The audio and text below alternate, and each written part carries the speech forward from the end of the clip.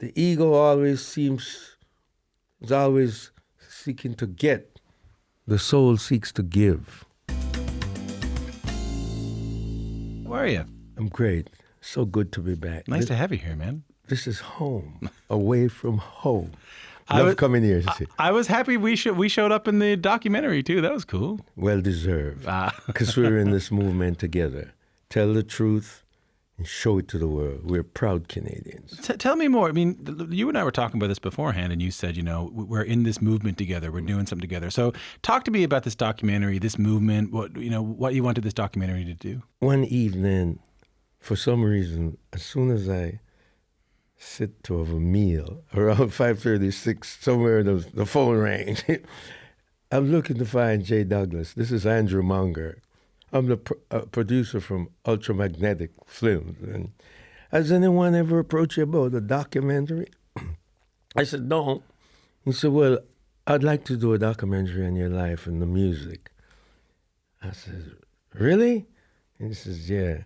I said, wait a minute. I said, if we were to do this project, this documentary, what would be in it for the kids, the young generation? And he said, well, the answer wasn't too... Yeah. But it caught him off guard. Yeah. But I had to, because there was the spirit within me saying, ask the right question. What's in it for the kids? Because they're the future. They're the gem of the future. And I said, okay, let's move forward. Let's do it. He says, okay, I'll get back to you. And the next time he called, we went for lunch, and he brought a young lion, Graham Matheson, as his director, for the project. And we had lunch, we talked, and I'm checking him out. He don't know that I'm checking him, and while I'm checking out Andrew behind the scene, calling some people who know him, and one particular cat, Norman Otis Richmond, says, yeah, Jay, he's cool. He's on the right side of town. What was the answer to what are the kids are going to get out of it? When we went to Jamaica 2 years after doing some film out there for the document, he took me back to my school where I went to a kindergarten, Mount Ward, and this is a little outside of Montego Bay, and the church where I went to as a kid, Sunday school.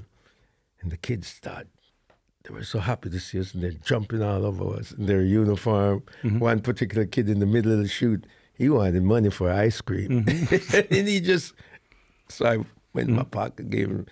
They were so beautiful in their uniform and everything. And it worked well, and at supper time in the evening, Andrew and myself, also Graham, we went for dinner, and Andrew said, Jay, you remember when I called you? You asked me what's in this for the kids. He says, well, after tonight, after the experience we've been through today, I share your sentiments. And I'm glad he did. Because this doc is in truth, the spirit of truth, and it's about the young generation. Because we got to teach them properly. Yeah, it's the truth of what actually happened. That's right. And the untold truth of what actually happened in Canada and in Toronto. So let's tell some of that story. So you've told some of this to us before, but I'm curious about it. You went from Jamaica to Canada when you were 15. Mm-hmm. You were already making music in Jamaica before that. They tell that story. Wasn't recording, no, but singing and winning talent contests. And went to Studio One to audition. The story is you went to Studio One, which is like the home of, it's like the Motown of reggae. And the story is that you went there and they said, come back and audition tomorrow.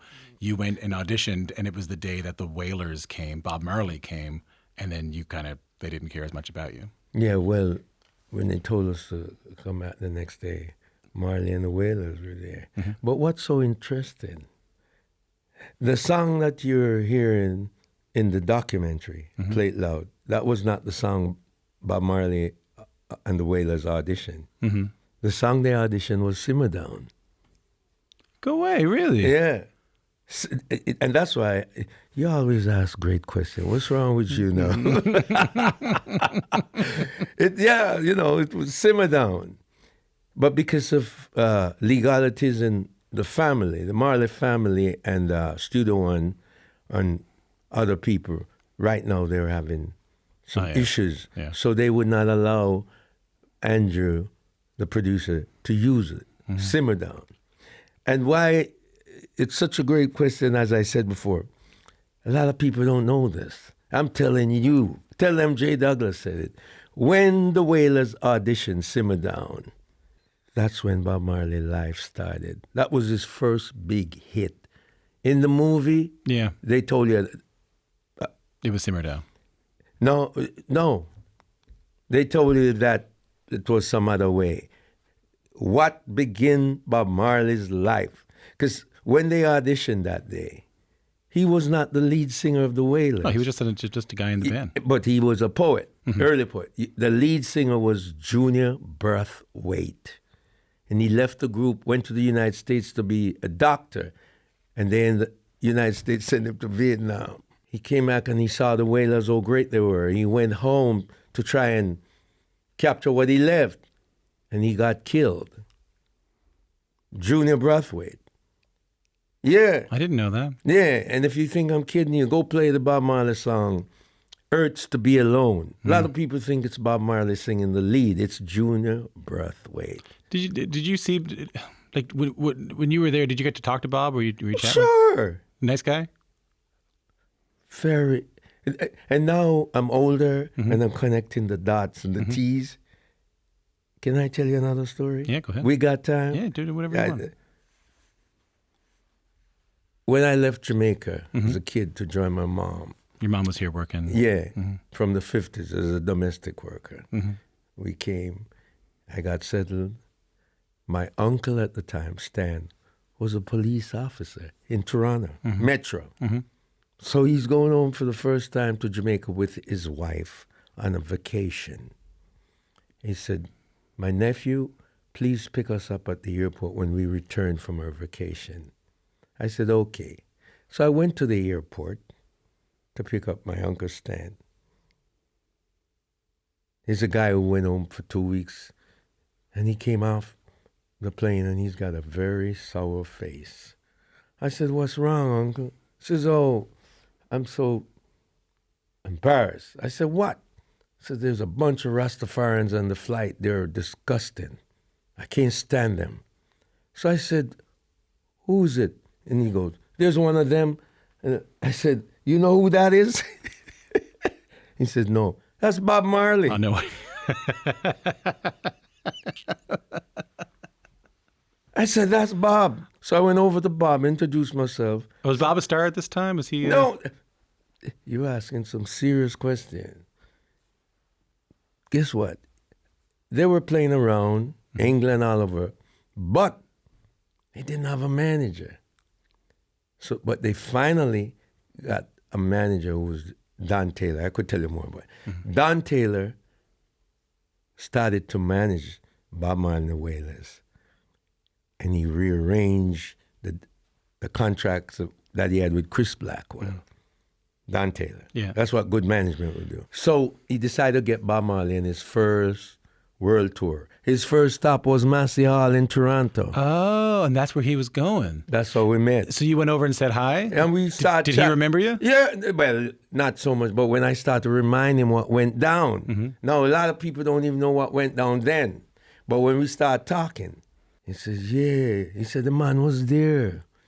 And his exact words to me, and it took me years to understand what he was saying. He says, what am I going with for himself on here with the music? That's Jamaica, I'll interpret. He said, what am I doing for myself with the music? What am I doing for myself with the music? Yeah. To you? Yeah. What are you doing for yourself? In Jamaica, I said, what am I going with for himself with the music on here? And I'm saying, well, I'm the lead singer of the Cougars, and like I'm an American. After I saw the show at Massey Hall, my life started to change because I ran up to Sam's, the record man. I bought all the albums. And the first thing that struck was that those days when he recorded, he put the lyrics there so you could read it while he's singing. Look at the world today. You want me to tell you more, Mr. Power? Yeah. It wasn't by coincidence. Yeah. It was meant to be. That's a beautiful thing, man. That you run into him at the airport, And he says to you, essentially, what are you doing with yourself? What are you doing with this music? Yeah. And then you go to see the show? Yeah. And then I realized, after I saw the show, then I realized I better start writing and get more conscious. Link up with the universe. Well, let's go back to the Cougars a little bit here. So the story, I mean, the documentary tells the story really well. Oh, great! That's a great, amazing. That Bob Marley story was incredible, by the way. You come to Toronto, as you mentioned. You're at Central Tech. You end up singing with this guy backstage. You end up singing in all the different bands. Yeah. You end up hanging out a lot at the West Indian Federation Club, the WIF Club. The WIF Club. The WIF Club. Yeah. Pretty important place, right? Oh man, it's just a shrine, and it's burnt down. Oh, it burnt down. Yeah. I wondered where it was. College in Brunswick Avenue. Not too far from me. Yeah. Yeah, it burnt down. Why was it so important? The WIF Club? Mm-hmm. Because when my mother came in 1954 as a domestic worker, working in the homes, mm-hmm. hard work too, these ladies would get Thursday off or another day, but mostly Thursday.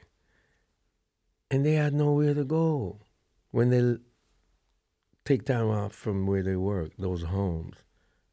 So they had to go into a restaurant and milk a cup of coffee or tea for hours because they don't want to stay in the home. They would work them to death. Hard work, bro. And when time for them to go home, they'll take the bus or whatever to go back home. So not until the WIF Club came along, founded by the Lynn brothers, Kermit and Kingsley Lynn, and Mr. Geary. Now, Mr. Geary, they came in the 40s and worked on the railroad as porters. So the WIF Club was a blessing. All these people from the Caribbean, Jamaicans, they could go there, get their favorite dishes, beef patties, name it. And there would be a little trio on the main floor. And upstairs there was a big room upstairs where you could go dancing on the weekends. So the Cougars end up getting a job there, and the WIF Club, man, played a valuable part. You end up in the Cougars, you're gigging in Toronto. We've talked before about how vibrant the city was back then on Yonge Street. There was so much international talent coming to Toronto. I mean, one thing you learn in the documentary, which is that Toronto became a real home for black musicians who were touring from the U.S. because they would face such intense discrimination and segregation in the U.S. So you had Stevie Wonder, who was Little Stevie Wonder, Little Stevie on the harmonica. Yeah. The Supremes, yeah. James Brown, name it. Tina Turner. Teddy Pendergrass came here as a drummer, but no real Toronto acts. No. Ronnie Hawkins and the band, they ended up becoming the band. Yeah. They were allowed to play at Le Coq d'Or, which is the name of the big and club. next door there was Ox Nest. And the Cougars were the other band. Mm-hmm. Tell that story, how the Cougars ended up being allowed to play at this club that pretty much only booked touring American acts. Well, we played just about every little venue in Toronto. You're getting a name for yourself, right? Yeah. And playing banquets. Because at the time you have ska, rocksteady, reggae. We're playing it. But after a while, we wanted to explore, and the place to be is Yonge Street. Zanzibar, Colonial, Friars, name it. The Brown Derby. But they're not touching us. So Why not? You don't get me in trouble now when you ask me that. You know us as Canadians, we need to just have a little more vision. And thank God with what's happening down our neighbors, we're going to get better at it. Mm-hmm. I'm going home to put up a flag now in my house. We need to open up with all this. But they didn't believe in us. Mm-hmm. We're not getting mainstream play, radio. Mm-hmm. No, so at Le Coq d'Or, you play Monday to Saturday, 5 nights a week, 6 nights. How many shows a day? No, at night. Matinee or a... They have a Saturday afternoon matinee, but at night, there are 3 shows. And the money wasn't really that great, but they'll give it to the Americans more than... So we said, well, all right, let's go for the matinee in the afternoon. And when the band takes a break, we'll ask them to put us up there. Let's go up. So we asked, the band at the time was Little Charles in the side winders. No, listen, these cats from the state, when they come to play. Movements, name it. No flat-footed approach. So we said, all right. We went to the leader. Can we go up and play while you guys on break? And he looked at it like we were speaking Latin or something. Mm-hmm. He says, okay, we're going to let you go up. But our guitar player, Gary Gabriel, he's from Springfield, Nova Scotia. For whatever reason, he didn't walk with his guitar. Those days they don't say guitar, axe. Your instrument is your axe. And the guy says, and Gary says, can I use your guitar? The guy said, you mean you come and you ask us to let you go play and you didn't walk with your axe? What kind of musician are you? And he looked, didn't want to, he says, I'm going to let you use my guitar, but you're going to have to take that belt you have on, because the bottle, those days they wear the belt buckle would scratch the back of the guitar. He says, but don't scratch my axe, so take the belt. But his pants were a little big. He says, man, if I take my belt out, my pants, I got to hold. You're going to fall down? He says, well, you figure that out. Huh. So anyway, they got him a necktie to use as a belt. And we went up there, because we only have about like 20 minutes to create an impression. And my goodness, went up there. First song, bop, ba-da, bop, I don't care. James Brown. We light the place, man. Bam. Wilson Pickett, Mustang Sally, Stevie Wonder, all them cats. Because we were ready. The place went crazy. Went crazy. The owner then, Bill Bullocken, he stopped the band. He says, I want to book you guys. So let's listen to some music right now. This is take a listen to this. To the world I dry my tears. I refuse to explain, but I wish it would rain. How I wish that it would rain. Let it rain. How I wish that it would rain. Jason, you still got the range, man. Let it rain. That is Jay Douglas and the great Jackie Richardson on the Cougars track, I Wish It Would Rain. What goes through your head hearing that? You know what? Listen to the groove that Pablo Paul, the drummer, listen what he put in there. A little bit? Listen. He got that from the band. Know the groove? The band? Like Levon? Yeah. He got that feel from watching Ronnie Hawkins' band? He got it, and then he had his stuff to it. Everton Pablo Paul, just like he created hip-hop. Who did? Everton Pablo Paul. Hey, brother, you didn't know that? No. Dirty Funk from Wayne McGee and the Sounds of Joy's album. Oh, we have that, actually. That track. Can you play a little bit of that song? That track. Do you have that? Listen, that's hip-hop, created here, way before these guys. Puff Daddy and them. But we didn't know we were... That's Wayne McGee and Dirty Funk. So join the dots for me on that. How does that song from the 70s... Well, you're not on that tune, right? No, but Pablo Paul was the drummer. He was the drummer for the Cougars, your band. Yeah, but they called him for the session. How does that tune create... How does that create hip-hop? Listen to the beat.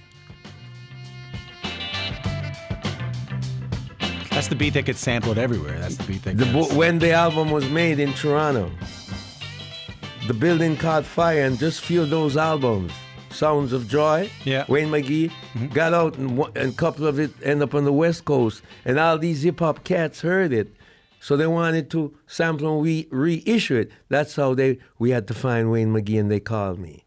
Light in the Attic, and I found him in an abandoned apartment. Yeah, but they also discovered you, right? Who, Light in the Attic? Yeah. Well, the Jamaica to Toronto album is a spin-off of this particular song. That's what got it going. What do you mean that's what got it going? Dirty Funk. Yeah. When they, Light in the Attic, when I found Wayne McGee and they got permission to reissue it, they put it on the Jamaica to Toronto album. But when they came here to meet Wayne McGee, I'm talking Light in the Attic, Matt Sullivan. The record label. I called up all the artists in Toronto who came in the early years, Jojo Bennett, all these cats. And we had a big reception with with Matt Sullivan from Light in the Attic. And they went back and they did a compilation of all these great artists. Eddie Spencer, Wisdom and Bob, the Cougars, Mighty Pope. And what changes for you after that? Do you feel like you got rediscovered then? I don't feel we did. Reggae wasn't saying much at the time. And then part of the package was Cipriano, Kevin Howe from Vancouver. He was the only Canadian that worked with the guys from the States. Right. And helped put it together. The Cougars split up in the 70s. People in the band understandably look for different careers, except for you. You stick with music. Right. Talk to me about that. What kept you going? I was chosen by the Most High. No, I don't want to get a little too spirit. Go on. That Most High is within, the voice within. And it's the mastermind, which is the universe. It just kept on going. And my mother, when I got called to go to Hong Kong to do a gig, a lot of my musicians were, "You crazy? That flight's too long. The plane won't reach." And I would tell my mom, she says, "If you don't go, you won't know. Go." My grandparents, they used to tell us, put God first and go. And that's what I did, and I have no regrets, man. I mean, you did a lot of different gigs. You did cruise ships. Oh, yeah. Nightclubs. Yeah. Kind of anywhere you could get a gig. It seems like it was a tough road for a while? It was even though it's a challenge. One of the toughest places for you to make as an artist is Toronto. No kidding, respectfully. You mess up in New York, they'll tell you. Toronto, you mess up, your phone don't ring. Oh, yeah. In New York, they'll let you know that you messed up. Yeah. In Toronto, they'll just ice you out. Yeah, it's not the easy. And they have some of the greatest talent here. Yeah. No kidding. It's just that so much are taken for granted. And guess what? We are, including you're not getting off that easy. You're in this field like I am. We are messengers of peace and love. They messed up. We rise above it and do what we're supposed to do. We are artists. I feel that, man. Yeah. Yeah. We are. But if we let ego gets in the way, no, I can't help you with that, brother. No, I know. That's the hardest part of it. So when Light in the Attic rediscovers Toronto reggae and ska and rocksteady and soul and R&B, and they make that compilation record that goes crazy, does the phone ring a little bit more, or like more importantly, do you feel like, oh, because you must have felt for a while that the Cougars might have been a bit lost to time, that people didn't care, that people weren't talking about it, that this great movement that you made had been forgotten about. It must have been validating to hear that people were getting into this music even a bit later. Reggae, there was not much happening when Light in the Attic. These kids from Seattle, and you know what? When they came, no politics, and everything was given to them. And they saw it because they had vision. They just dusted off and walked away. We found out now that was their first major product. Today, Jamaica to Toronto is flying off the shelves. Did I make a lot of money from that? No. But what it did for me, it's worth more than money. Which is what? They gave me a shot in the arm with my career. They gave Canada, not just reggae, the artist in Canada. When I went to London, England, went to HMV, introduced myself, J. Douglas from Jamaica to Toronto. Come right in. They treated me royally. In the documentary, he only told half the story. He says, we had a huge release at Harbourfront for that album, A Sea of People. Sea of People. Dalton Higgins helped to promote it. He did a good job. My brother, you know what they told me in London, England? You go back and tell your folks in Canada they were very lucky to have that opportunity to have the album release. Tell them if we had that opportunity, we would have put it in Wembley Stadium. Right. tell Canada to appreciate what they had. That if England had had the opportunity, that one of the best-selling compilations of its time was based around almost a forgotten music. I don't know why they left that part of it, the doc. You can't put everything But in what it. I'm hearing there is that if that had been somewhere else, if that hadn't been Canada, they would have done a bigger celebration of it. Exactly. I mean, that's what's nice about this documentary. Exactly. Yeah. And there's so much messages there that a lot of people might have to see this doc 5-6 times to really pick up. It's not about Jay Douglas. Yeah, man. But I tell you what I dig. Is that there's a world in which there's bitterness there. Like, because I think the film ends almost with me talking to you about how there wouldn't be Drake and there wouldn't be The Weeknd and there wouldn't be all these guys. If Alessia Cara and Jesse Reyes. If it hadn't been for you, and the doc makes that perfectly clear.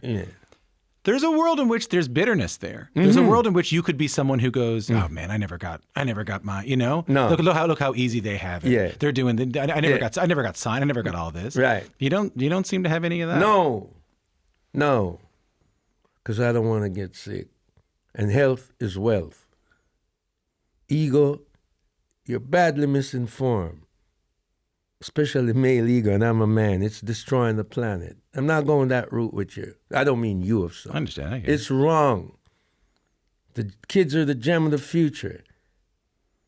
Get them ready. Teach them well. Take the ego out of the way. Yeah. Are you kidding? The ego is always seeking to get. The soul seeks to give. All who are out in here, that we need to come together and work as one and get this thing right. It's not about me. Yeah. No, and I'm still learning.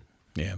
Still learning. This documentary is a beautiful testament to a story that we've known about on Q for a while, and a beautiful testament to your journey in music, and something that I think every Canadian music fan needs to see. I understand that you wanted to make it so that kids knew the story, but I want to know, when you watched it, what were the emotions you felt? The emotions I felt is for my mom, who came in the 50s, a young girl, and I am the product of a teenage mom. She had me when she was 16. And it was not easy. Not very easy. And but my grandparents were there to help, because the village helped to raise the child at those days. And coming here, and she brought her, and she told me, she said, "Son, it's a good country, but you have to learn to apply yourself. You don't need to go back to school." That's when I went to Central Tech.